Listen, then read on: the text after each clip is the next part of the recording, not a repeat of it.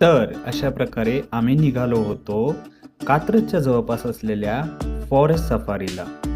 आणि असं आम्ही निघालो गाडीनी वगैरे सगळे एकत्र, सगळे मी माझे मित्र. मध्ये थांबलो आम्ही कुठं ना कुठं तरी, काही ना काहीतरी घ्यायचं राहिलं होतं तर ते घेतलं आणि सगळेजण एकदम गाडीवरती निघालो. आमच्यातला एकाचा पाय पण खराब होता, म्हणजे पाय त्याचा खूप हे होता, तर त्याच्यामुळे त्याला सोबत घेऊन निघालो होतो. तो काठी घेऊन आला होता.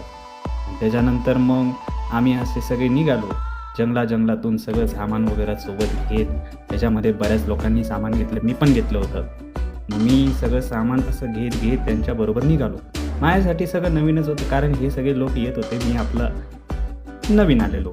तर मी सगळ्यांसोबत आलो. मस्त अशी प्लेस, मस्त ग्रीन असा बॅकग्राऊंड, आणि त्याच्यासोबत असं त्यांनी चूल पेटवली, काकांनी चूल पेटवली. नंतर मग आम्ही बसलो, मग असं पाणी वगैरे घेतलं होतं, आम्ही चहा बनवत होतो. त्याला म्हणतात असा मस्तपैकी झणझणीत असलेला लिंची वगैरे टाकून केलेला गवती चहा. तो चहा आम्ही घेतला. त्याच्यानंतर आम्ही मस्तपैकी कामाला लागलो बिर्याणीसाठी आम्ही तांदूळ वगैरे हे केले.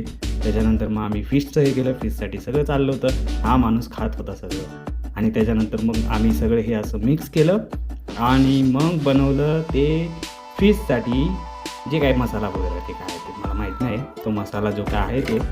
आणि तो असा मसाला, त्याच्यामध्ये लिंबू असा पिळला. वाह वाह मस्त. आणि हे असं फिशचं जे काय आहे ते कालवण तयार झालं.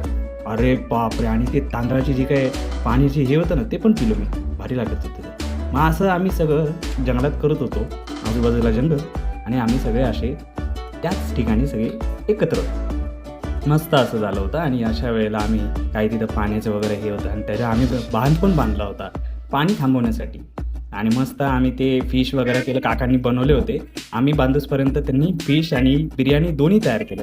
आम्ही आलो आणि मस्त बसलो जेवायला. वाह झणझणीत, क्या बात आहे. त्यांनी फोटो बी काढला होता, आणि मग असे फोटो काढले आणि आम्ही मस्त खाल्लो. अरे वा, हे जे पान आणि हे जे फुलं होती ना अशी, ती मी असे फोटो काढले होते.